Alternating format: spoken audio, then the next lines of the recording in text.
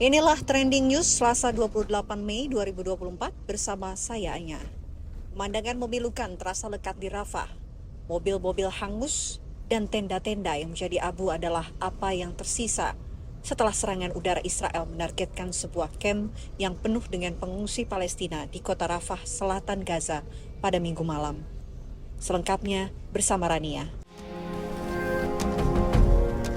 Warga Rafah mengangkat sekop dan memungut sisa-sisa harta benda di depan tenda yang terbakar.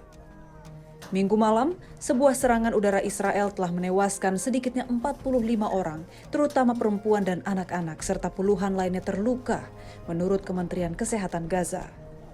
Warga menceritakan peristiwa itu sebagai pembantaian yang tak terperikan di tempat pengungsian yang seharusnya aman dari serangan.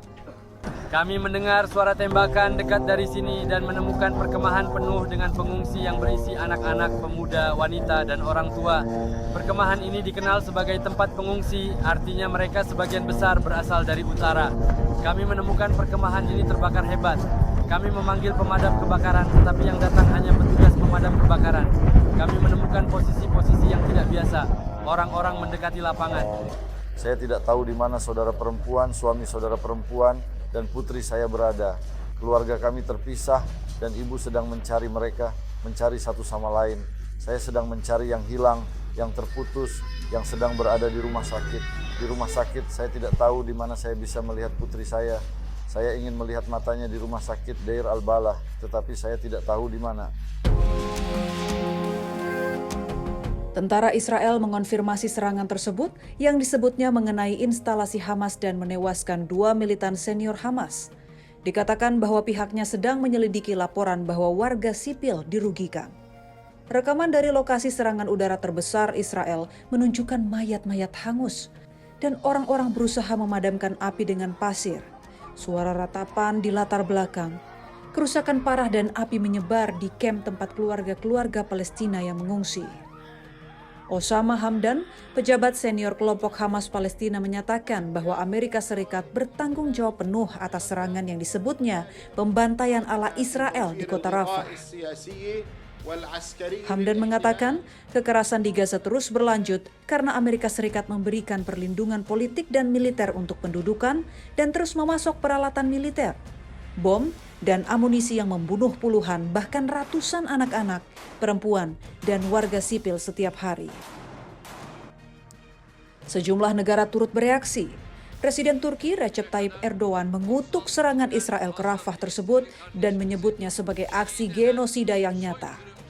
Bugüne kadar 36 binden fazla Filistinli kardeşimizi şehit eden soykırımcı caniler dün de güvenli bölge ilan ettikleri Refah'ta bulunan bir mülteci kampındaki sivillerin üzerinde füze ve bomba yağdırmışlardır. Israel juga menghadapi kecaman dari negara-negara Eropa. Menteri Pertahanan Italia, Guido Crosetto, mengatakan serangan semacam itu akan berdampak jangka panjang. Ho l'impressione che con questa scelta Israele stia seminando un odio, radicando un odio che coinvolgerà i loro figli e i loro nipoti. Avrei preferito una scelta diversa, ripeto, pur capendo tutte e condividendo le ragioni che hanno portato alla reazione dopo la strage vergognosa fatta e il rapimento degli ostaggi fatti da Hamas. Ma Hamas sono un conto, il popolo palestinese un altro, dovevano discernere. Kredibilitas Israel kian memburuk setelah minggu lalu muncul pengakuan diplomatik negara Palestina oleh Irlandia, Norwegia, dan Spanyol. Serangan Israel itu terjadi 2 hari setelah Mahkamah Internasional memerintahkan Israel untuk mengakhiri serangan militernya di Rafah, di mana lebih dari separuh dari 2,3 juta penduduk Gaza mencari perlindungan. Suhu udara melonjak hingga lebih dari 50 derajat Celcius di beberapa bagian Pakistan pada hari Senin.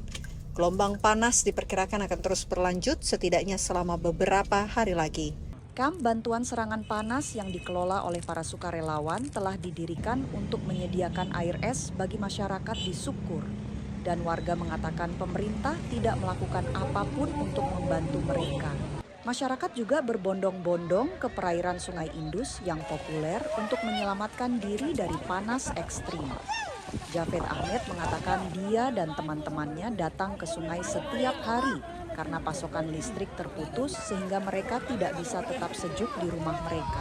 Kami datang ke Sungai Mandi, tapi pemadaman selama 18 jam dan cuaca sangat panas, suhu 49-50 derajat. Duduk di sungai selama 2-3 jam mandi sebelum pemadaman. Pihak berwenang telah mendesak masyarakat untuk tetap berada di dalam rumah, minum air putih, dan menghindari perjalanan yang tidak perlu. Namun para buruh mengatakan mereka perlu bekerja untuk memberi makan keluarga mereka. Bopalkan tetap bekerja di bawah terik matahari di lokasi pembangunan jalan, menyatakan dia tidak punya pilihan selain melanjutkan pekerjaannya di cuaca panas. Kita harus mendidik anak-anak kita, apakah itu panas atau dingin, kita harus melakukannya. Ini adalah tugas. Departemen Meteorologi Pakistan mengatakan negara itu mungkin akan mengalami lebih banyak suhu yang sangat tinggi menjelang musim hujan. Para pejabat mengatakan gelombang panas yang terjadi saat ini disebabkan oleh perubahan iklim dan merupakan bencana terkait iklim terbaru yang melanda negara tersebut dalam beberapa tahun terakhir.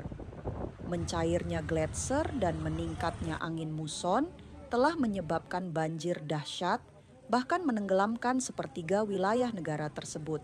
Dalam sebuah pernyataan, Departemen Meteorologi Pakistan mengatakan badai petir dan hujan terisolasi diperkirakan terjadi di bagian atas negara itu dari tanggal 28 Mei hingga 1 Juni, sehingga kondisi gelombang panas yang parah kemungkinan besar akan mereda.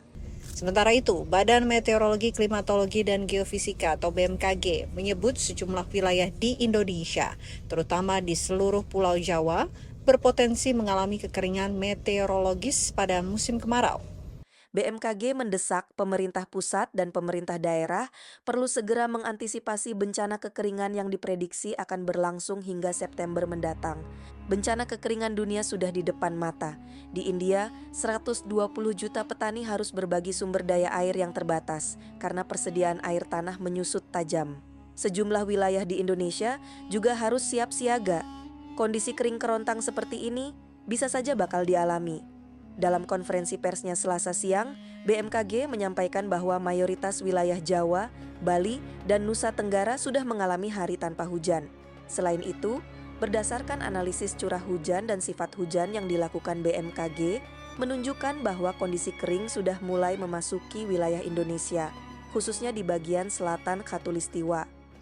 Saat ini sebagian wilayah Indonesia sudah memasuki musim kemarau, yaitu 19% dari zona musim, dan sifat hujan di zona yang telah mengalami musim kemarau ini, terutama yang berada di sebagian Jawa, Bali, Nusa Tenggara Barat, Nusa Tenggara Timur, dan sebagian dari Sulawesi Selatan, itu sifat hujannya di bawah normal atau kemaraunya lebih kering dari normalnya. BMKG menghimbau perlunya kesiapsiagaan mitigasi bencana, terutama untuk daerah dengan potensi curah hujan bulanan yang sangat rendah atau kurang dari 50 mm per bulan. BMKG turut memberikan sejumlah rekomendasi teknis untuk antisipasi dampak kekeringan sejak dini, di antaranya penerapan teknologi modifikasi cuaca untuk pengisian waduk-waduk di daerah yang berpotensi mengalami kondisi kering saat musim kemarau, dan membasahi serta menaikkan muka air tanah pada daerah yang rawan mengalami karhutla ataupun pada lahan gambut. Kepada pemerintah daerah, BMKG merekomendasikan agar daerah yang masih mengalami hujan atau transisi dari musim hujan ke musim kemarau agar dapat mengoptimalkan secara lebih masif upaya untuk memanen air hujan. Pemanenan dapat dilakukan melalui tandon atau tampungan air, embung, kolam retensi, maupun sumur resapan. Kita ke Maroko. Universitas Al-Qarawiyyin di Maroko didirikan pada 12 abad yang lalu, merupakan lembaga pendidikan tertua di dunia.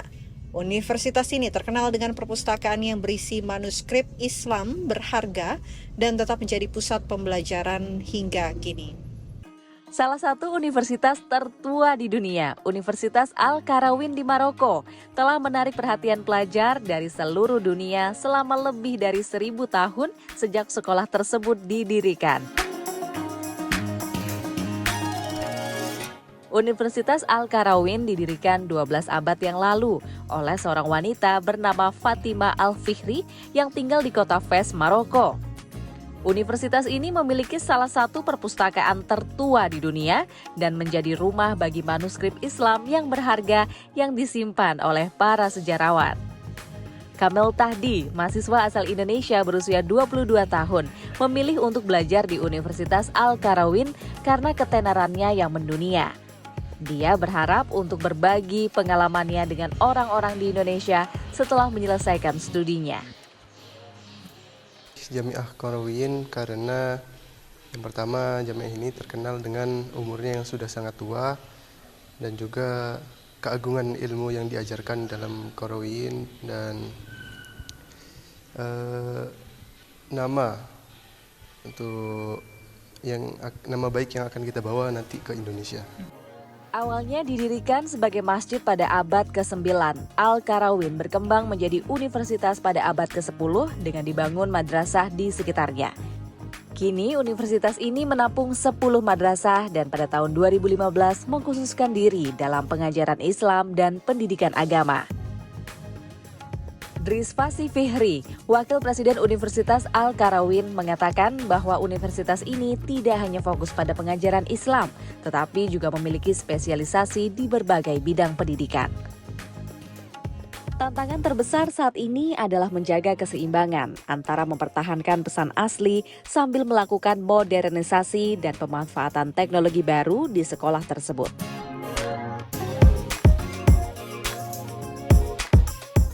Universitas Al-Qarawiyyin telah diakui oleh Guinness World Records sebagai lembaga pendidikan tertua yang masih beroperasi di dunia.